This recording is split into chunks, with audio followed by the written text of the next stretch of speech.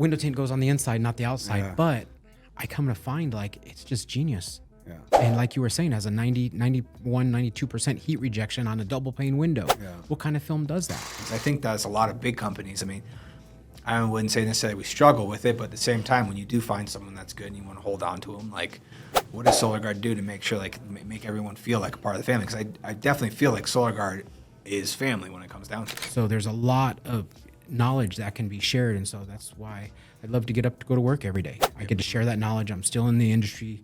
I meet a lot of great people around the world. When I sit here and talk to you guys, I'm like, man, these guys, they got it. They know it. You know what I mean? You're talking everything you're saying. I'm like, man, these guys really get it.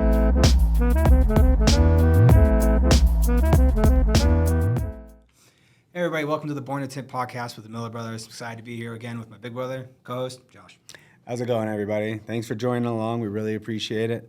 Today we have a very special guest, Nick Casucci, our territory sales manager for Solar Gard.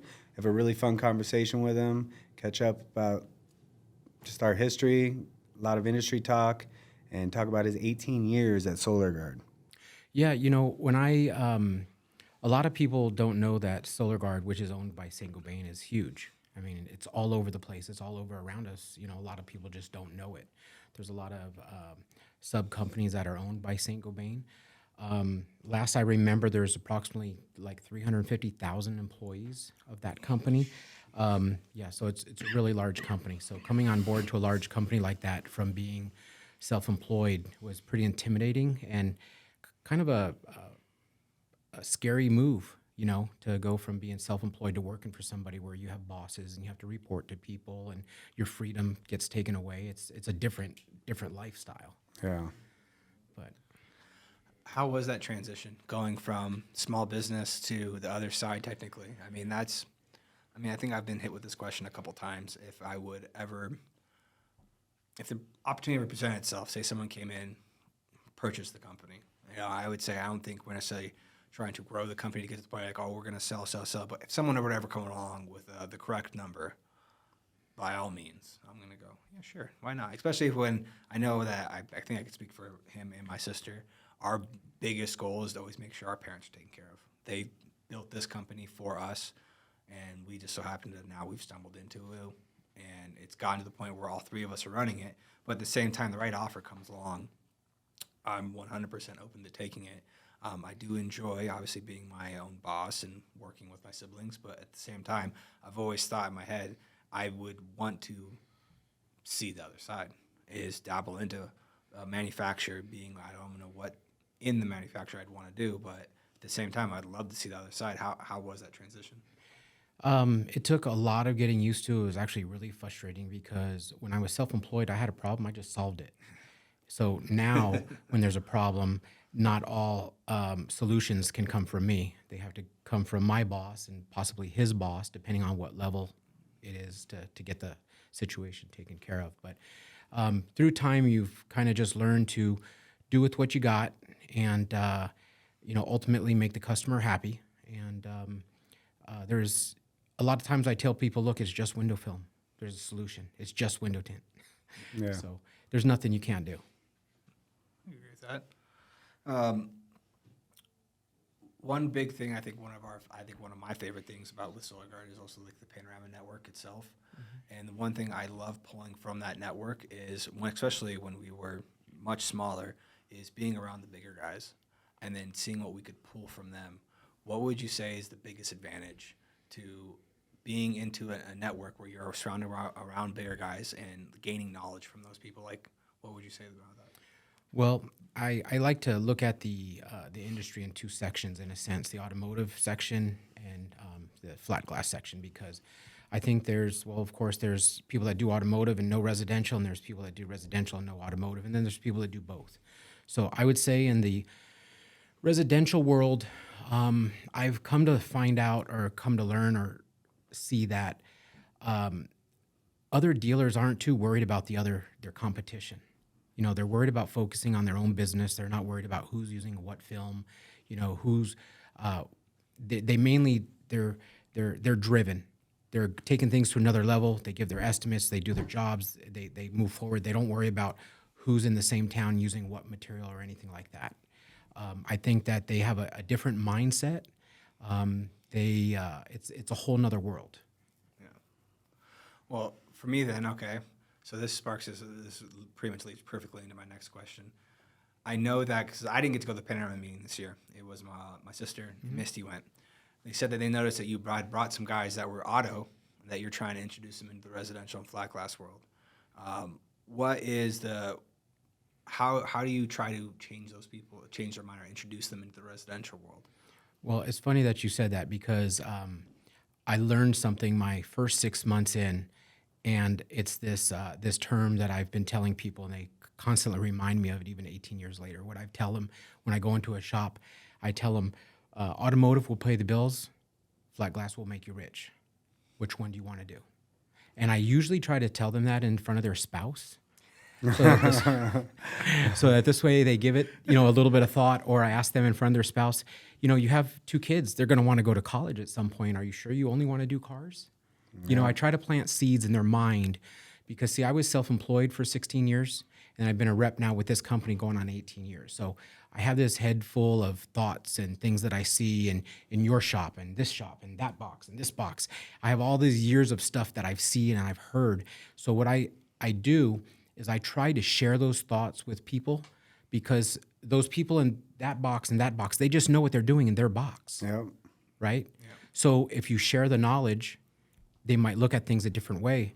And I try to tell them, say, well, if they're going to do it and they're going to make all the money, that's more for them, less for you. I try to motivate them, by getting them to think a little bit. So I think that by quoting that quote is pretty knowledgeable and eye-opening to people.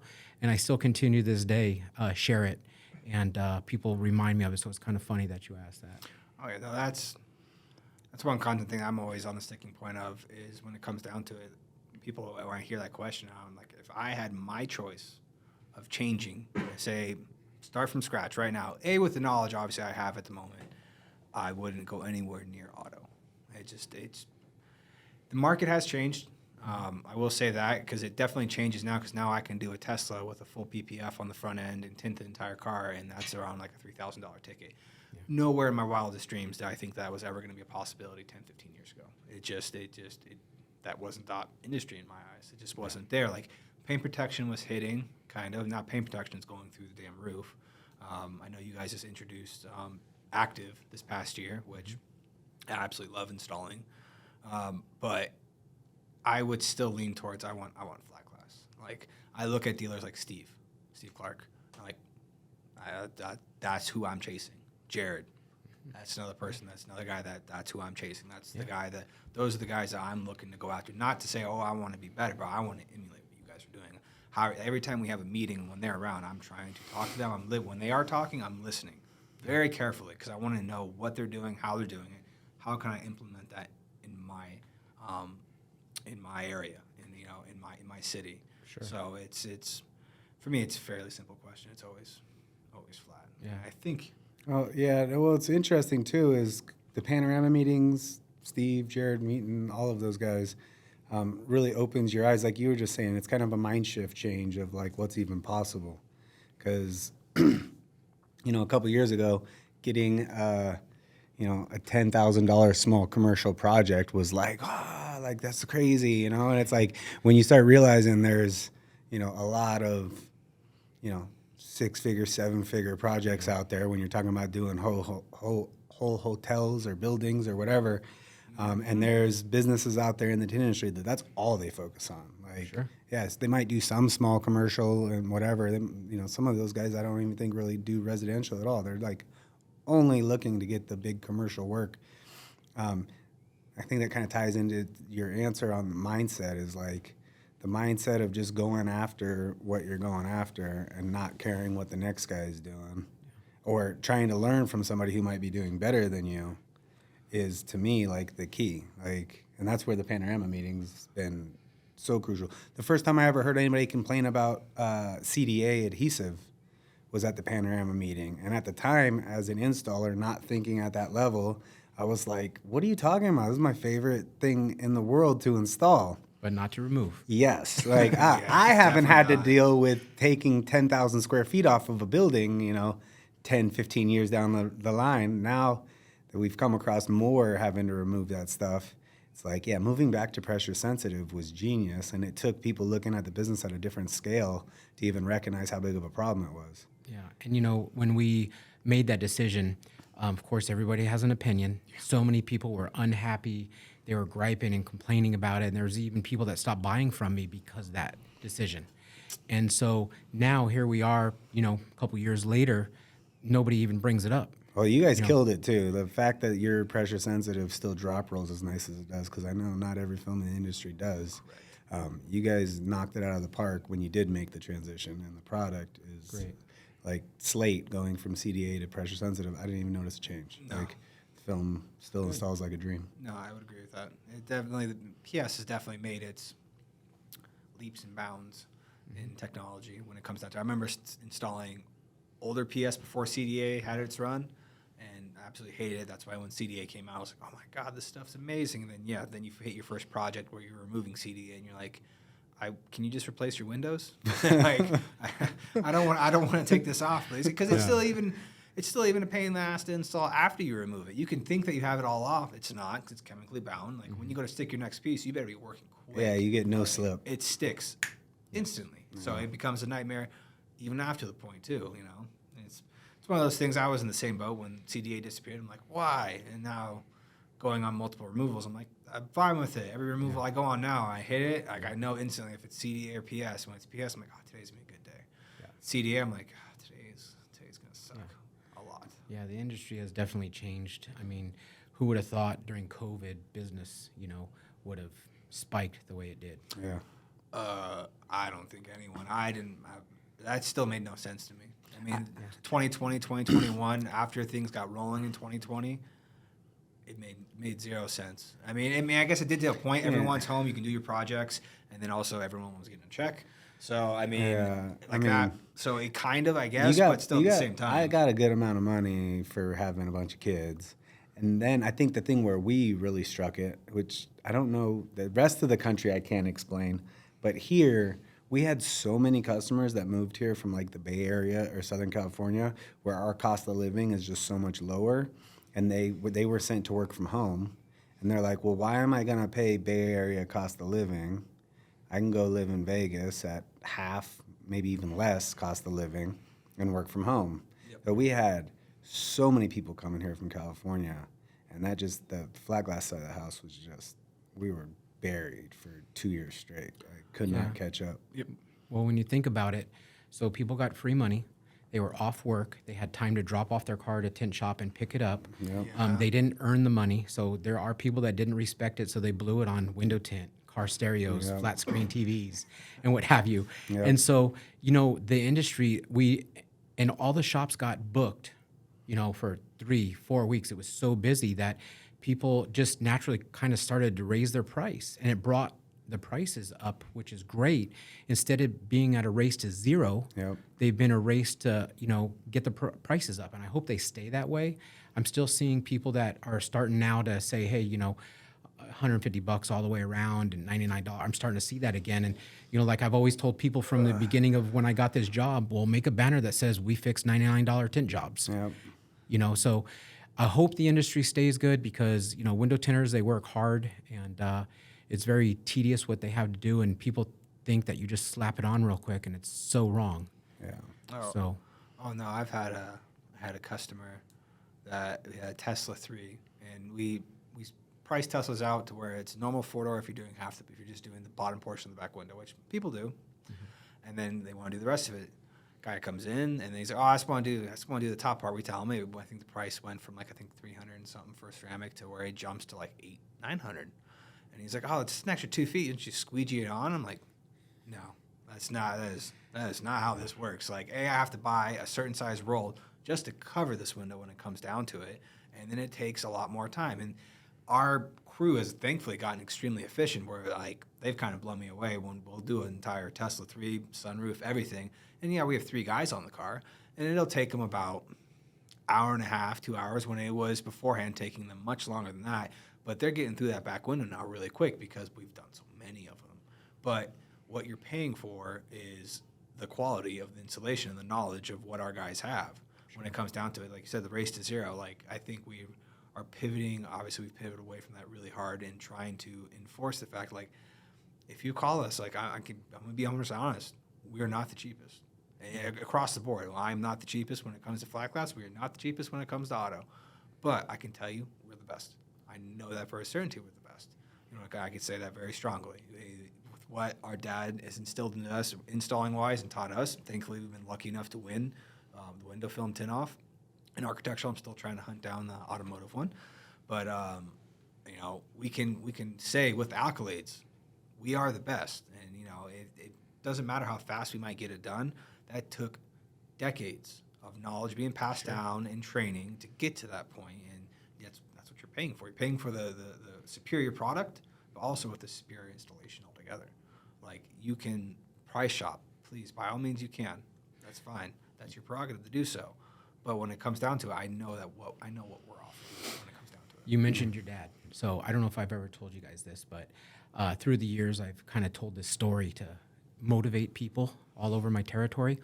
And the thing is that, you know, like right now, for instance, it's kind of slow. Seems to be the economy. People are clinching with their money. They're not spending a whole lot. And some of the window tint shops, most of them, when I go into their shop, they say, hey, is it slow? Is it just me or is it everybody? And I tell them, no, it's not just you. It's everybody. And they say, man, I sure hope it gets busier. I said, well, you know, are you going to sit around and wait for it to get busier and wait for the phone to ring? Or, you know, I'll give them some ideas. You know, go buy, you know, $25 Starbucks gift cards. That's $100. And go to every car dealership in the area and go introduce yourself to each service manager at the desk. Introduce him, give him a $5 Starbucks gift card. He'll never forget you. Yeah. And leave a stack of business cards. And, you know, those employees, they come and go. You know, they get fired, they move out of town, they come and go. So if you do that regularly, or even go to maybe the Dollar Tree, go buy 100 cups, go buy some candy from Costco, fill them all up, put your business card in there, go hand them out. Yeah. You give somebody something for free, they won't forget you. So I try to motivate my people in my territory and tell them not wait around for the phone to ring, because this isn't back in the days where, you know, we had the yellow pages. It's a different time. Yeah. You know, so if you go out there and get the work and you make an effort, you'll probably get more work than somebody that's sitting around waiting for the phone to ring. But what I wanted to lead into was that when I first got this job, I came to Las Vegas, and I was just, you know, I was younger, and, you know, I was in the tint industry, and coming to Las Vegas, you know, driving around, I started seeing Green Valley window tint on a telephone pole, you know, or a yard, it was like a yard sign stuck in the ground, billboard. And, you know, so in time, you know, as a matter of fact, I even think I went into a grocery store and got something. They had this board on there, and it said Green Valley window tint.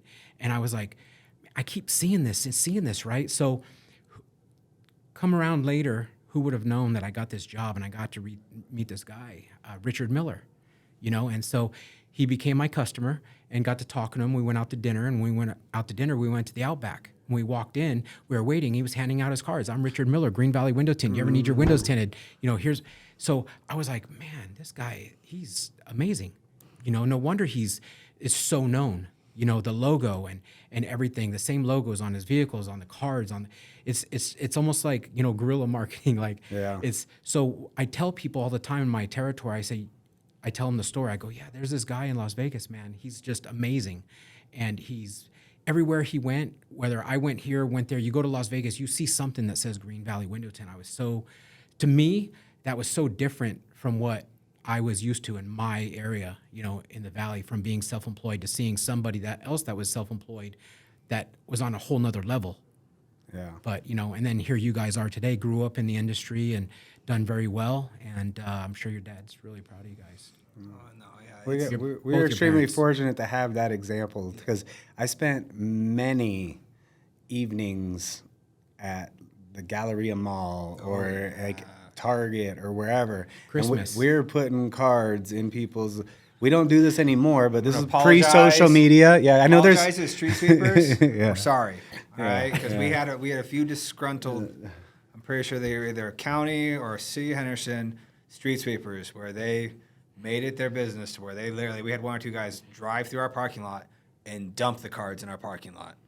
Because people would just take them off their car and throw them on the ground. Oh, wow. Yeah, so we got a couple guys that are disgruntled. But at the same time, we got work from it, though. Yeah, absolutely we did. And it's something we've stepped away from, but we see the value in it now, and still there still is value in that today. Is just getting out there, because if you're not doing it, someone else is, and if you're only going to get a 10% return on it, that's 10% more than what you would have got from sitting on your hands. I mean, that's what social media is now, right? This is just the new advanced technology version of it. If you can make a decent piece of video content that 100 people see or 50,000 people see, like, that's more than just sitting around hoping the phone's going to ring. Yes, Like, so that's something anybody can do.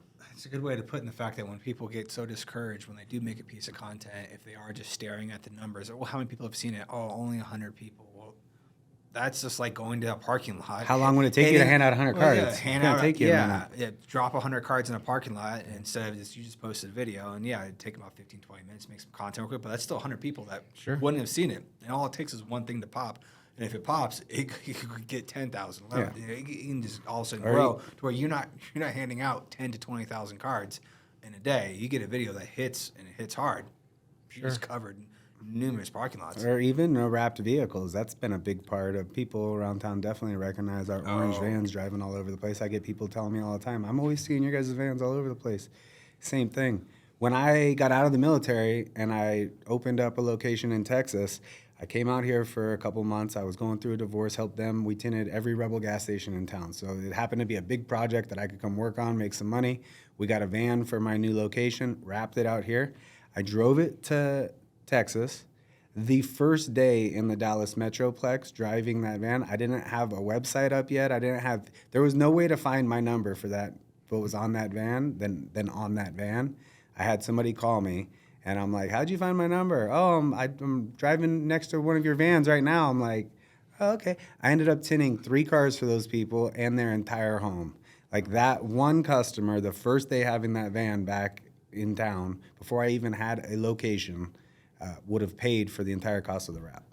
So, like, yeah, branding and getting your name out there is everything. Sure. Like, if people don't know who you are, like, they're not going to hire you. That was Highlight too, wasn't it? If I'm not mistaken, you saw 'em on Highlight. No, that house was Slate, but it was a giant house. Giant house in Salina. It's crazy. It's like, that for me is like, sounds like an unbelievable story, but like, it happened to me firsthand. Like, so now it's like, if you have a business who does home service, really any business, if you're driving around and you don't have a vehicle wrapped, you're missing out on so many eyeballs. Like, every time I stop at a gas station, almost, I have somebody come up to me and ask me for a card, just because I just got out of a giant wrapped vehicle. It says window tint. Sure.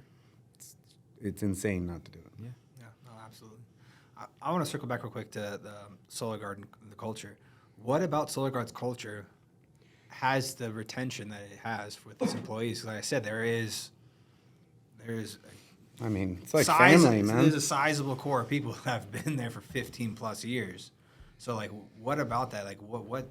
Because I know Solar Guards went through, before St. Cobain, it was Beckart. Before Beckart, it was DTI? No, MSC? MCI. I think. And then DTI was before that. If I'm not mistaken. Yeah. So, what about, because obviously it's something that has stuck with Solar Gard, I mean, for like at least the past 20 plus years, from my knowledge. So, what about Solar Guard's culture now has that kind of retention? Because I think that's a lot of big companies. I mean, I wouldn't say necessarily we struggle with it, but at the same time, when you do find someone that's good and you want to hold on to them, like, what does Solar Gard do to make sure, like, make everyone feel like a part of the family? Because I definitely feel like Solar Gard is family when it comes down to it. Yeah, well, I think, from what I see, they strive to do the right thing for the environment, the community, and for the customers. All of us employees, I think we get along really well. We talk, sometimes outside of work, on the weekends or after work, we communicate. The employee retention is really good there. I mean, I think the reps, we probably, out of all the different window film manufacturers, we have the longest standing employed reps in the industry. We have to. I mean, there's guys that have been there longer than me, and I don't understand how 18 years passed by. It went by so fast, it's unbelievable to me. I mean, I'm one of those old people now. And I used to be a kid when I started, It's amazing. But yeah, I mean, Tracy. I think the only reason why Tracy stepped out too is just because of family. Yeah, but I mean, he was there for a long time. He was there. Since he was a kid. yeah. And Tom Foster, I mean, Yeah. that was rough. Yeah. How long was he with Solar Gard for?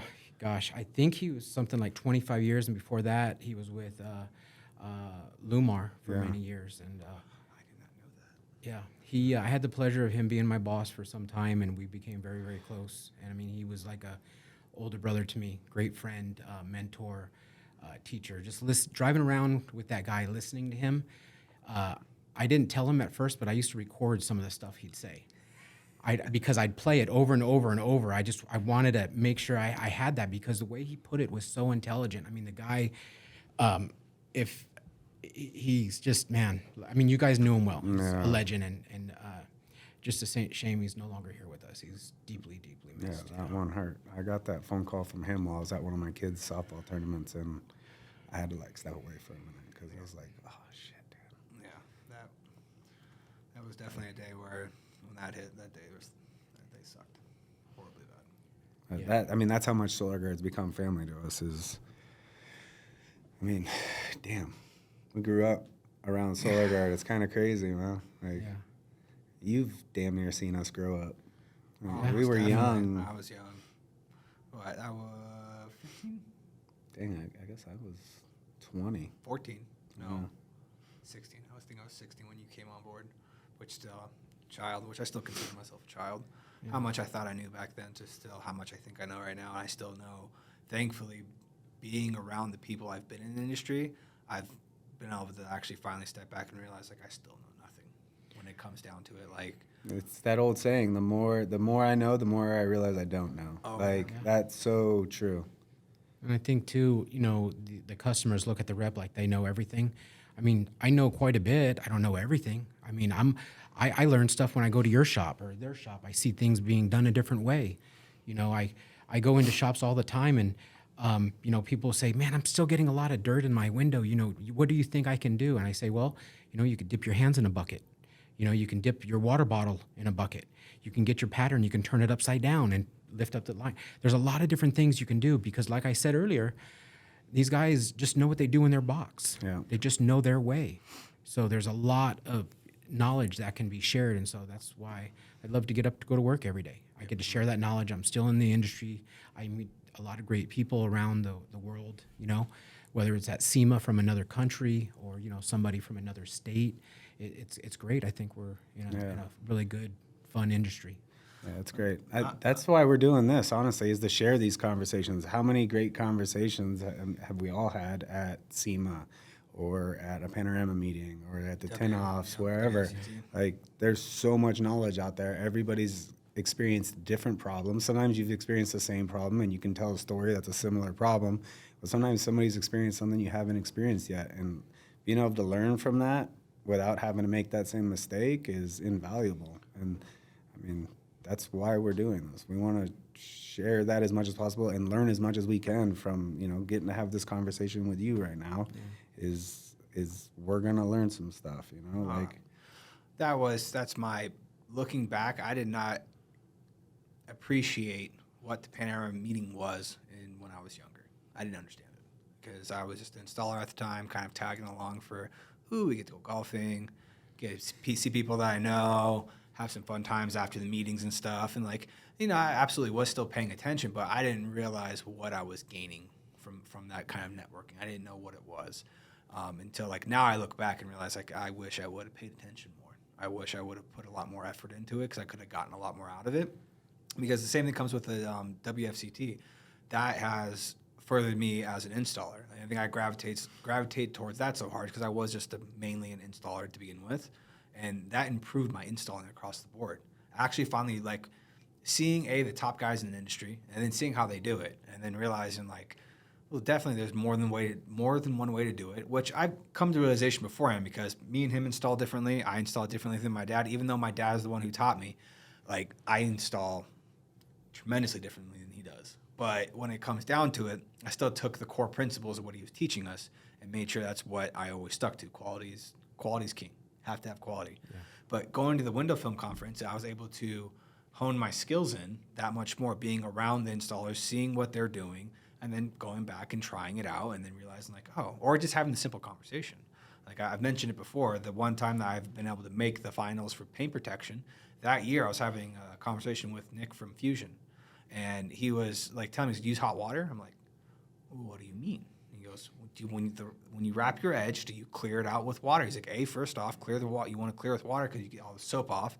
Because I'd always had problems wrapping my edges, so I just never wrapped my edges, and not putting two and two together and realizing that, well, there's soap residue that's drying on the edge, and then you're trying to stick it.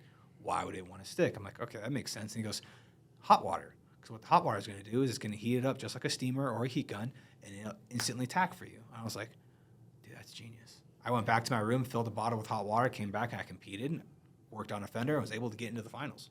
Like, and it was like that small, like it stuck with me instantly. I was like, oh my god, like Now we use it at the shop every day. Oh, it changed the way I installed. Completely changed the way I installed.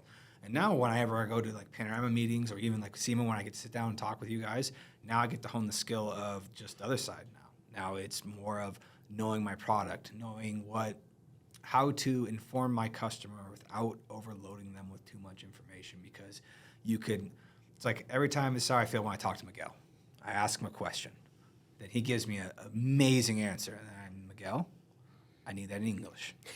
I need to be able to break that down to my customer. Like, I gathered what you're saying for the most part, and I'm still a little bit lost in the weeds there. Give me the understandable version. Can we just break that down a little bit further? And then he will, and then I'm able to pass it along. Because if I say any of those terms to a customer, they're going to be looking at me like I'm confused as hell right now when it comes down to it. So going back to your story about the hot water, I was just doing a training last month in Portland. And there were some guys there that had already been in the paint protection industry, and, I went around the room and asked them what they used in their soap solution and what have you. And, over half of them said they use alcohol. So I mentioned to them, I told them, well, okay, we're not going to use alcohol here. And after you leave here, you're probably not going to either, because I think there's like this myth that you should use alcohol with your paint protection installations. And it may work for some people if you have the right combination, but in most cases, I think it causes it if they use too much of it, depending on what level of alcohol they use, it can burn the adhesive, it doesn't stick. So I've been encouraging people that if you do or you are in the paint protection industry, even if you've been doing it for 20 years and you're great and you're using alcohol, if on your installation, if you're using your solution with hot water and another spray bottle with just hot water, and what the hot water, of course, you guys already know, is used for, is the hot water washes out the soap. Instead of spraying alcohol in there, it washes out the soap.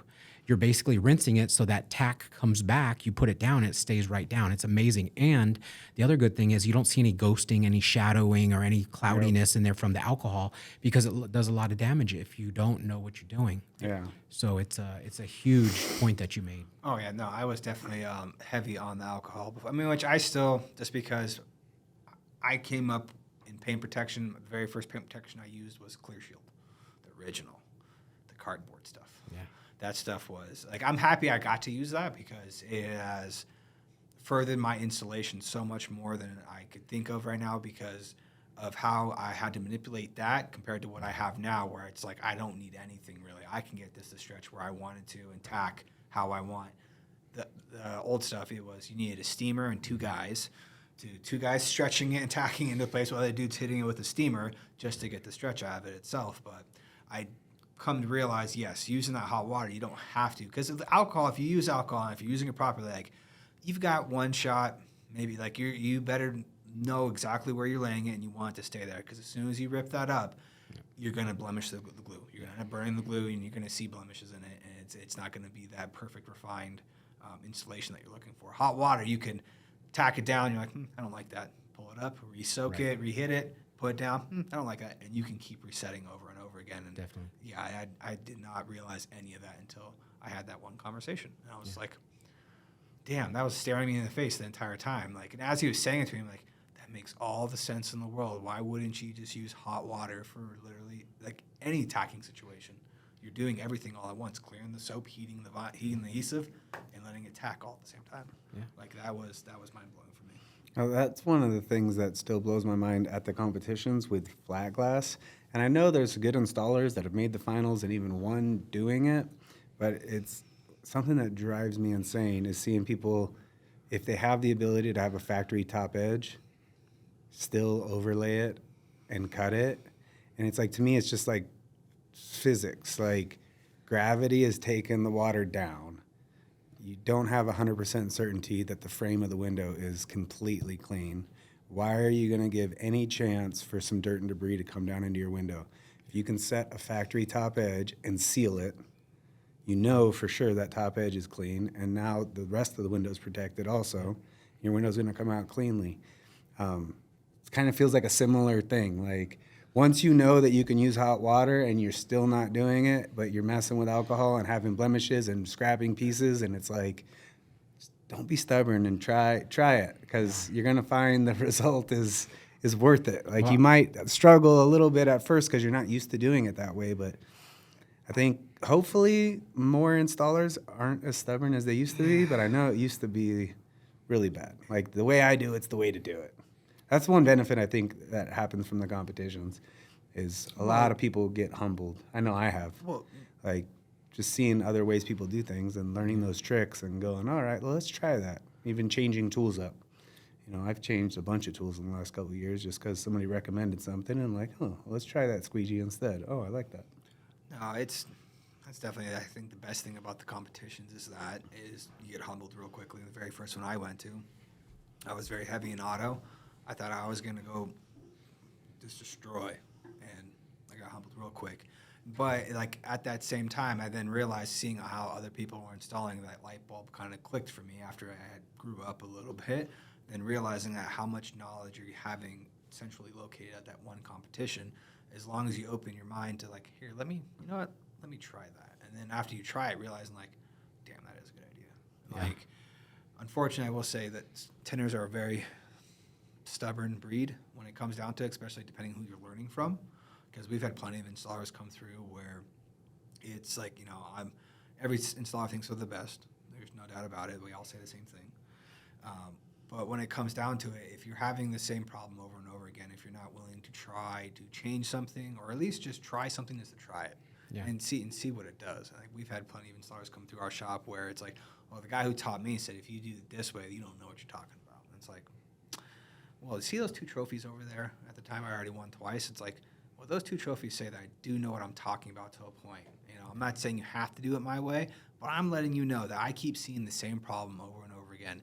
You're not making our quality, you're not hitting our standard, and I'm letting you know this is why it's happening. And if you don't want to believe me, I don't know what to tell you. Like, I understand when it comes down to it, and it's coming from me. I still look at myself, oh, you're young, you know what I'm talking about. I've been blessed with the fact that I've been installing since I was 12 years old. So I'm multiple decades into installing, so I'm trying to help you out when it comes down to it. Like, I can show anyone how to tint. And then you get to the point, like, after learning how to tint, I can show you how to do it very fast with the high quality standard that it comes down to. That's the one thing I'm looking forward to this upcoming month in April. I don't know if this will be out yet. This might be out right after, is the tinter battles, which I know that you guys are sponsoring, that's one conversation that we had with Steve, where I was like, you guys need to get in front of everyone's face right now. Like, 'cause not having the presence in the WFCT and not being there, like, it's not a SEMA, but it's tinter SEMA. It's for, for us installers. I'm excited to see what the tinter battles brings, because they released the rules. And I think how I read it, the first initial rounds is quality, but speed. You're going to go 1 versus 1. So you two are going to go against each other. Whoever finishes first, and then who has the highest quality moves on to the next round. That plays right into my skill set. And like, that's one thing that I like, the instant first response which is typical tinter response. I hate the fact that these competitions are coming down to speed, not quality. It's like, did you not read the rules? Like, the rules clearly state that quality is going to take the #1 priority. If you have water, creases, zippers, dirt, anything like that in the tint, you're DQ'd. So, I mean, you would like to think that the people are going to be judging this and not just taking time out of their day just to try to get their buddy along. Like, no, we're trying to grow the industry. Like, we're trying to bring as much eyeballs to the industry as humanly possible. Throw a little entertainment in there, because that's all what's going to do is grow the pie. Bigger the pie, the more we all make all together collectively. And I think that's the one beautiful direction that our industry is making right now, is that the brands are the brands, but at the same time, it seems like the brands are more involved with saying, like, hey, like, let's all grow together. Like, let's inform the consumer of what we can and can't do, and then we'll all make money. Yeah. Like, there's no reason to, I'm going to put my competitor out of business. Like, why are you putting any energy towards that? Right. That does nothing for your bottom line.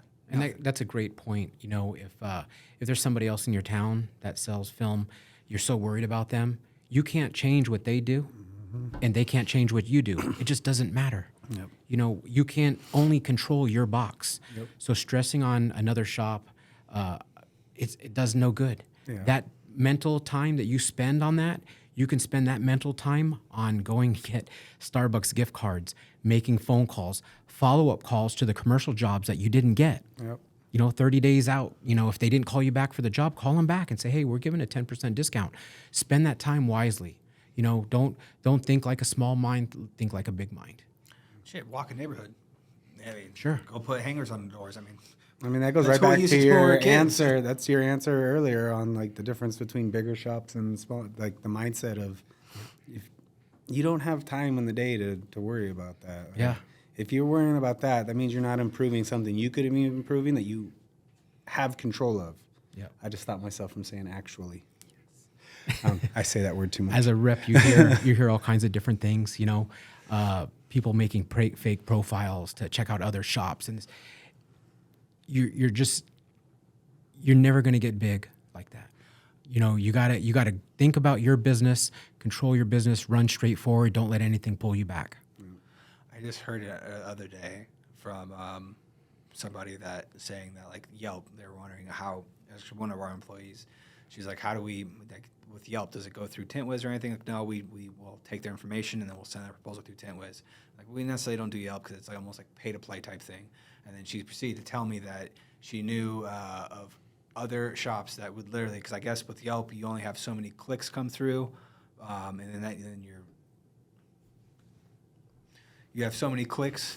After you have so many clicks, then your money's gone and you won't get those leads anymore. And it's just like the shops actually take their time to go through and click through and try to send false leads just so you run out of money, so then they get the leads. And it's like, why don't you spend that time trying to, like, literally, like you said, like, Click emails. send out emails, go talk to contractors, walk a neighborhood, hand cards out in a parking lot. Like, you're going to get a much more net benefit return than wasting your time just trying to screw up someone else's marketing. And you'll probably sleep at night. Oh, Yeah. Well, it's just a totally different mindset. That's like a scarcity mindset where you think there's only so many tint jobs out there to do, and I'm battling the other tint shops. But this is something I learned from Tom Foster. We've mentioned it before, but you know, he would always bring up how much untinted glass there is out there and how long it would take for all the tinters that currently exist to tint it all.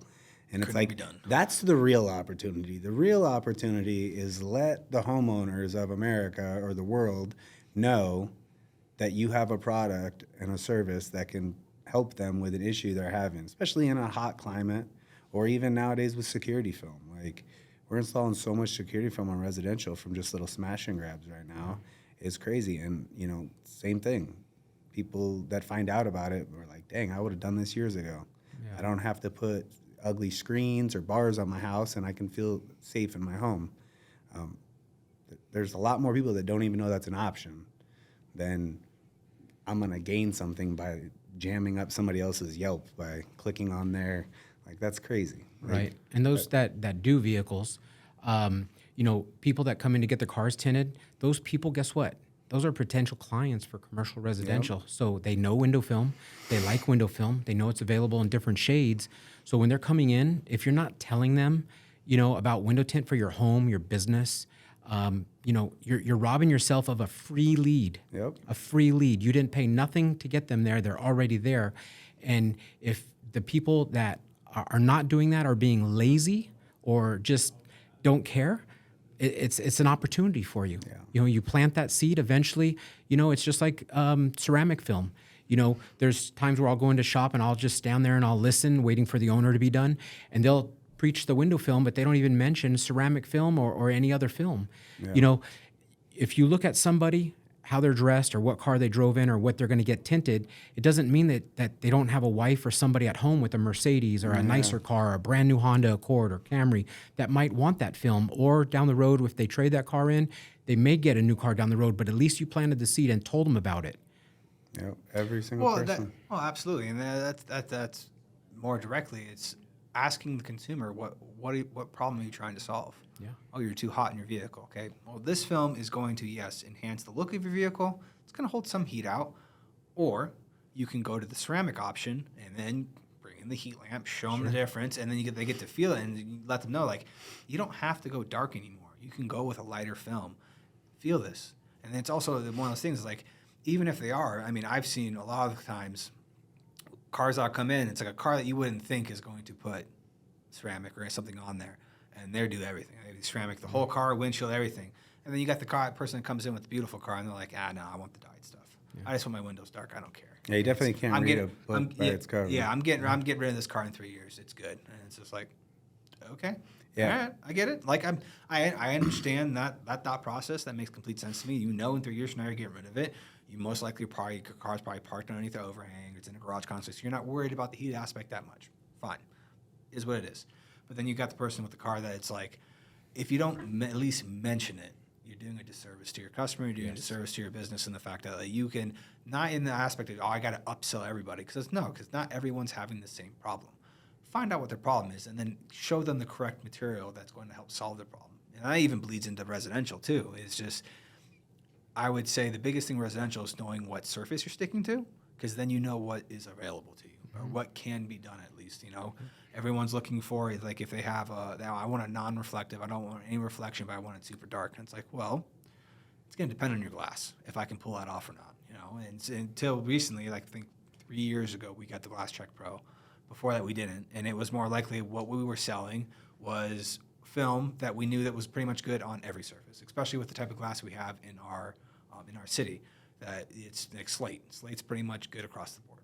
You really don't even need to worry about what you're installing on, because that film is going to be perfectly fine on those windows.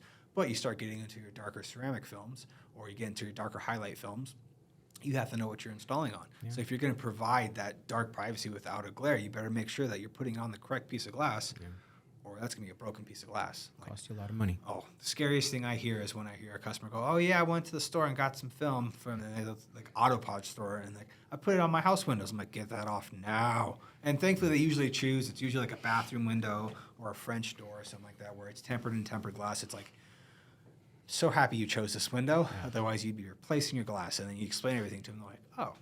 Like, it just all depends on what you're trying to solve and what surface you're providing for me to solve that problem.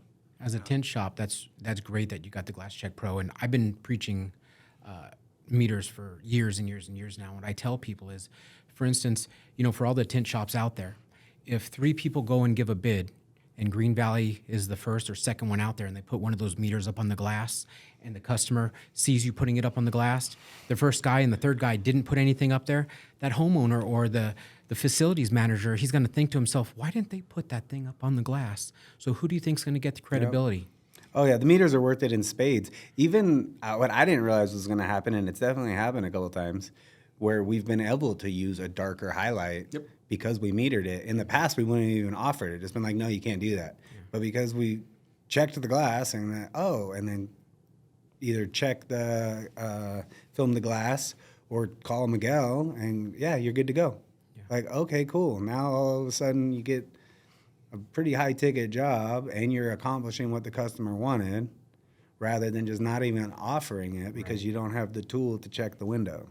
Like, they're expensive, but they pay for themselves quickly. Oh, every time I've went on a sales pitch since we've had that, obviously that's the first thing I throw on the glass. And I'm not saying this, I get lazy, but if I go into a new community, and I already know I've already been in that community, I've already metered the glass, I know what the glass is when it does come down to it. So, but for the most part, if I'm going into new glass, and I don't know what it is, absolutely throw it on there. As soon as I see what the reading is, I can now give the customer the full picture. And if I had anyone else come in before me, I'll put it up there, and they're telling me they want a light film that holds out heat. And I'm like, you've got, say, Surface 2, triple silver, soft coating. And I was like, I can sell you my high-end product. It's going to do nothing for you. Your windows are already, that's the first thing I was like, when I first started using it, I was sending readings to Miguel just so I could, he would tell me, hey, this customer's looking to improve his heat rejection. He's like, but he doesn't want to go dark. He goes, well, that's what he has to do. What that window is already producing itself is already what highlight's really good at, is that infrared, and it's already being blocked. you have to take light off that window. And yes, you can go with a highlight 40 if he wants non-reflective, but you're just kind of paying for a expensive, darker film when it comes down to it. Or you go slate 40, slate 30, and they have to deal with little reflection, but you have to take the visible light off that window to improve that heat rejection. Yeah. And actually being able to explain it to the customer and tell them, like, yeah, I'm going to put, like, I'd love to sell you this product. This product would be, I would love to sell it to you, but I'd just be taking your money when it comes down to it. And I just don't, I don't feel like it's ethical for me to do that. And it also hurts the industry when it comes down to it. Like, we're trying to educate the consumer as much as humanly possible. You're actually showing them, like, hey, this is what your window's doing. Your windows are great, especially in all the modern day, all the modern glass right now. The glass that's coming out is now it's like, I already know that you guys have already gotten your profiled exterior films, keeps getting bigger and bigger. So now we can offer like a DX5 and hey, this is going to hold out 91% of the heat. And I can truthfully tell you that because now I can explain to you, instead of tacking it from back here on the fourth surface, I'm going to get you heat rejection out here on that first surface.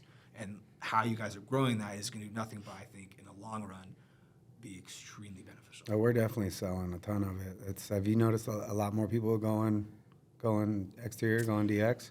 It's like one of my favorite things to install now. Yeah, and when it first came out as an employee of the company and an ex-window tinter, I thought to myself, why are they going to come out with that? I had that kind of mindset. That was my initial thought too.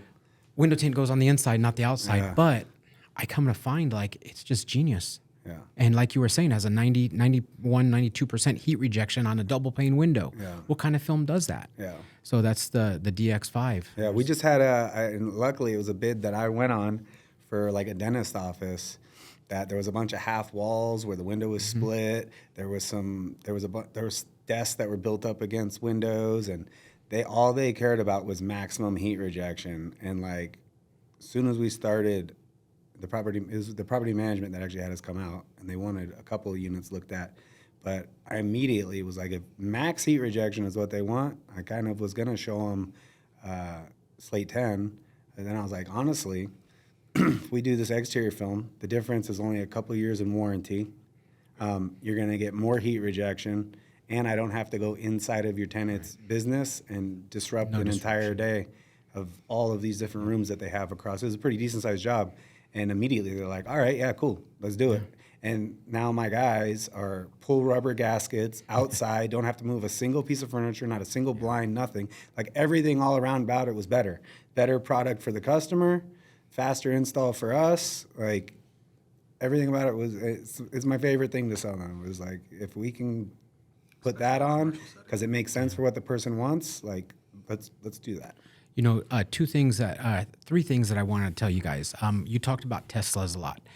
For those of them out there that are using our product, I don't know if any of the customers realize, but if you look at the glass on a Tesla, it's made by Saint-Gobain. So those that have shops that are tinting Teslas and somebody comes in, I always tell my customers to go out to the car, walk out there, point out the bug stamp, and tell them that's the type of film that we use.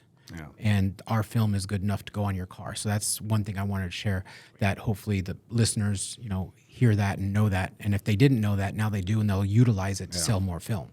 Yeah. The other thing is, you said layer 2, layer 4. When I was a tinter, I didn't know nothing about that, okay? I didn't know nothing about that. And I still think to this day, there's so many automotive tinters that are getting into commercial residential that have no idea what you're talking about surface layers. So, what you guys are doing with podcasts are great, but if there's ever a time where you can actually maybe get a dual pane window and put it in front of the camera and explain to them layer 1, 2, 3, 4, I think stuff like that, knowledge is key. That would be, phenomenal. Yeah. Stuff like that's really huge because, when I sit here and talk to you guys, I'm like, man, these guys, they got it. They know it. You know what I mean? You're talking, everything you're saying, I'm like, man, these guys really get it. I feel like a phony, though, a little bit, though, only because that is, I would say, a recent development in the fact of actually realizing all that stuff being that important now. Probably about 7 years ago or more. But, like, first growing up in it, it just wasn't something, like I said, my dad, I understand, and I finally understand why my dad offered the films that he had. He never expanded past those films because those films were always rated that you were good to go. So there was no question, like, can I put this on here? Can I do that? And it's like, that's one way to go. And I understood why he did it. And now we're at the point now, it's like, well, I want to be able to offer say the dark but non-reflective film. But the only way you can do that is you better make sure the manufacturer says it's good to go, and you better have the readings of all the windows Yes. to make sure you can do that. But then that expands what you can offer your customer, how you can solve their problem. So I will say I do feel slightly like a phony because that's something that we have now realized the power of being able to use those tools, and also inform the consumer about it too. Is explain to them what all the different surfaces are. And then even when it comes down to it, even when you're technically going against solar screens, like solar screens are going to say that it holds more heat out than tint. Well, certain solar screens are going to, but yeah, mostly because it's attacking surface one.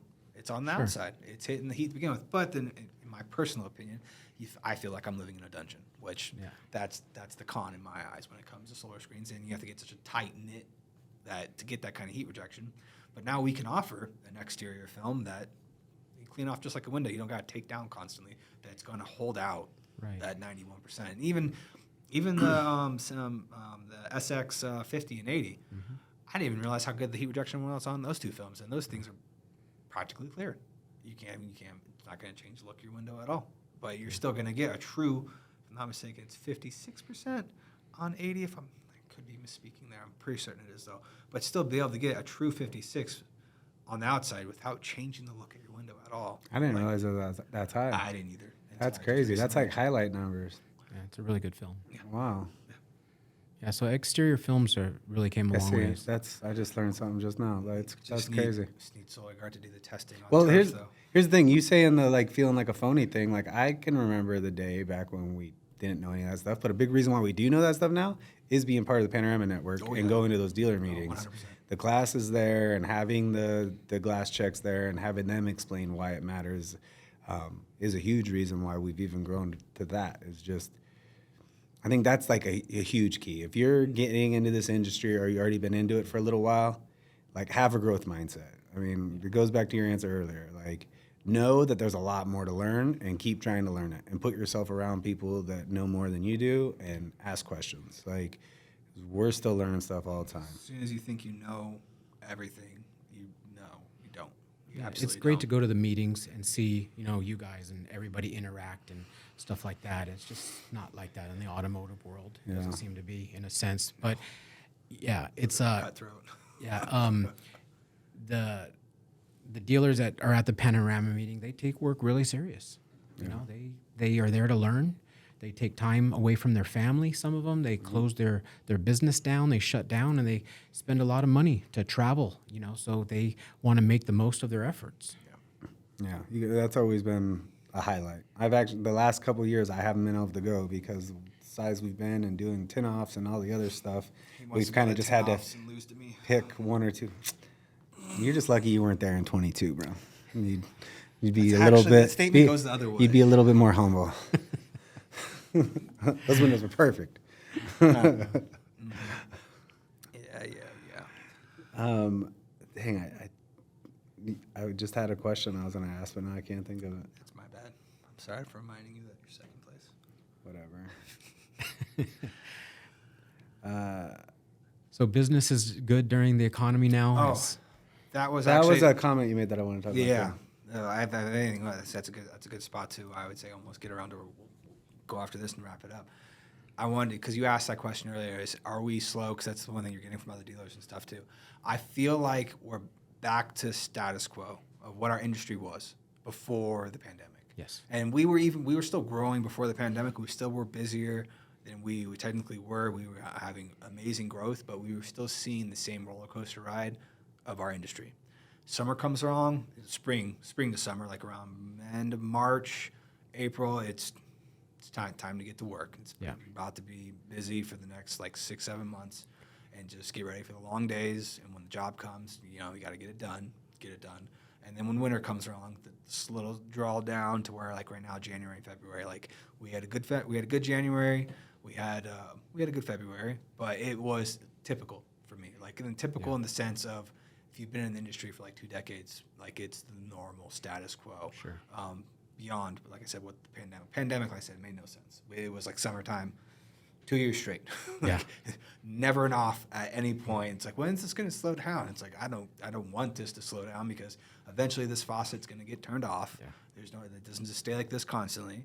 I'm going to take in as much as I possibly can, and when it comes back to being normal again, then just get back to the grind. So I would say it's typical.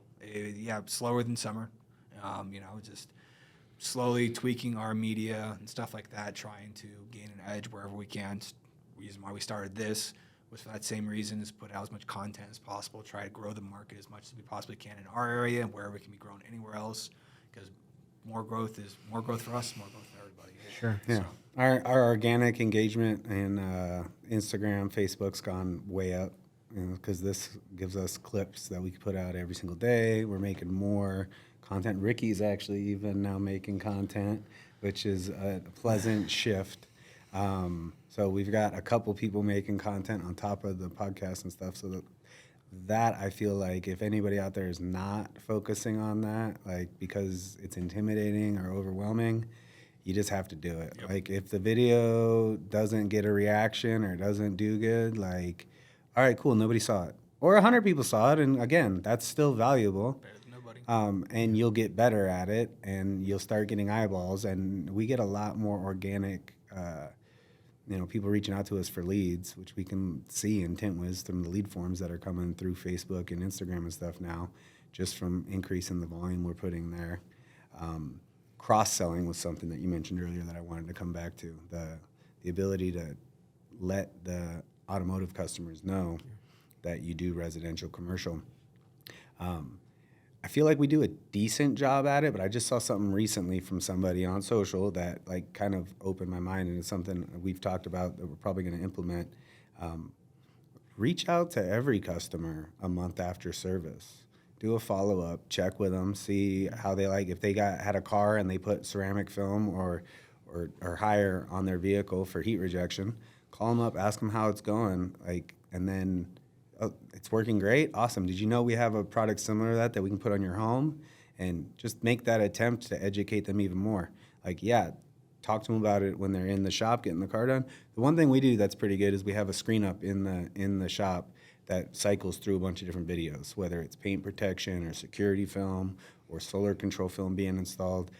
So if they're waiting for their car to be tinted, they're going to be exposed to it even if we don't even bring it up, right? That's great. But yeah, that cross-selling potential is huge.